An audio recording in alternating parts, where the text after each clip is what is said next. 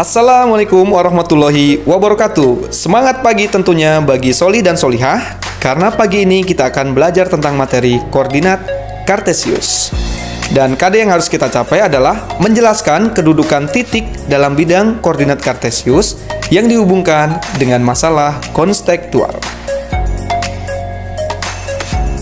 Kemudian, kompetisi dasar yang kedua adalah menyelesaikan masalah yang berkaitan dengan kedudukan titik dalam bidang koordinat Kartesius. Namun, sebelum kita belajar lebih jauh tentang koordinat Kartesius, kita akan mengenal penemu dari koordinat Kartesius, kemudian mengenal istilah-istilah dalam koordinat Kartesius, dan juga kita akan belajar tentang soal sederhana mengenai koordinat Kartesius. Pada abad ke-17, seorang filsuf sekaligus matematikawan asal Prancis mencetuskan sebuah teori matematika yang kita kenal saat ini dengan sistem koordinat Kartesius. Siapakah dia? Benar sekali, dia adalah René Descartes atau Kartesius yang lahir pada tahun 1596 dan wafat pada tahun 1650. Nah, pada masa itu, orang-orang belum dapat menggambarkan suatu bentuk aljabar secara konkret. Sampai akhirnya, Descartes merevolusi matematika dengan menyediakan hubungan sistematis antara aljabar dengan geometri. Secara simpelnya, koordinat Kartesius digunakan untuk menentukan posisi pada bidang koordinat. Istilah lain yang perlu kita ketahui dalam sistem koordinat Kartesius yaitu bidang Kartesius. Bidang datar yang terdiri atas dua buah sumbu koordinat yang saling tegak lurus dan berpotongan, yaitu sumbu X yang merupakan sumbu mendatar dan berpotongan dengan sumbu Y yang merupakan sumbu tegak. Untuk lebih jelasnya, kita akan membuat contoh dari sumbu X dan sumbu Y yang saling berpotongan. Oke. Perhatikan pada layar, ini merupakan sumbu tegak atau vertikal yang merupakan sumbu Y. Dan kemudian kita akan membuat sumbu yang horizontal, yaitu sumbu X. Dalam sistem koordinat Kartesius, sumbu Y yang merupakan sumbu vertikal atau tegak dinamakan dengan ordinat, sedangkan sumbu X yang merupakan sumbu mendatar atau horizontal dinamakan absis.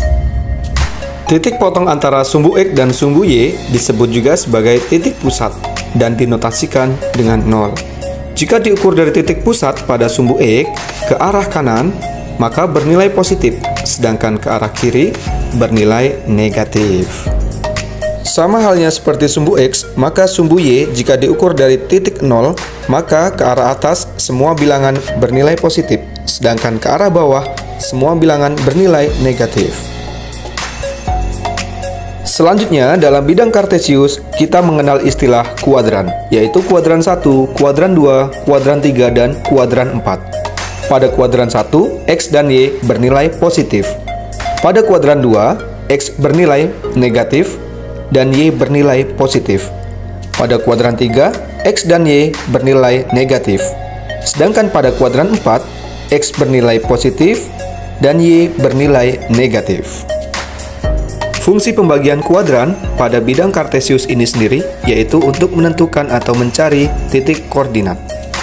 Baik, kini saatnya kita mencoba sebuah soal untuk mencari titik koordinat. Nah, misalkan tentukan titik koordinat pada bidang Kartesius berikut. Perhatikan pada bidang Kartesius tersebut terdapat titik E, F, dan G. Titik E berada pada kuadran 1 dan titik F pada kuadran 2, sedangkan titik G berada dalam kuadran 3. Pada titik E, sumbu yang berpotongan antara sumbu X dan sumbu Y adalah 2 dengan 2 dan bernilai positif semua ya, sehingga jawabannya adalah 2,2. Sedangkan pada titik F yang merupakan kuadran 2, nilai X adalah negatif, maka kita tulis min 2,1. Dan pada kuadran 3, yaitu titik G, semua bernilai negatif.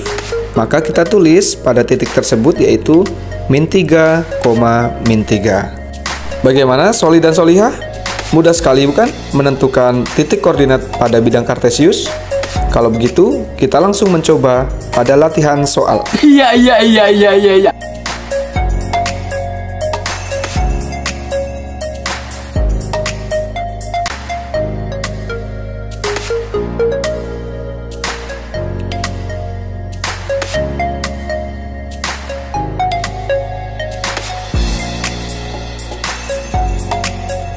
Selamat mengerjakan, dan Abi akhiri. Wassalamualaikum warahmatullahi wabarakatuh.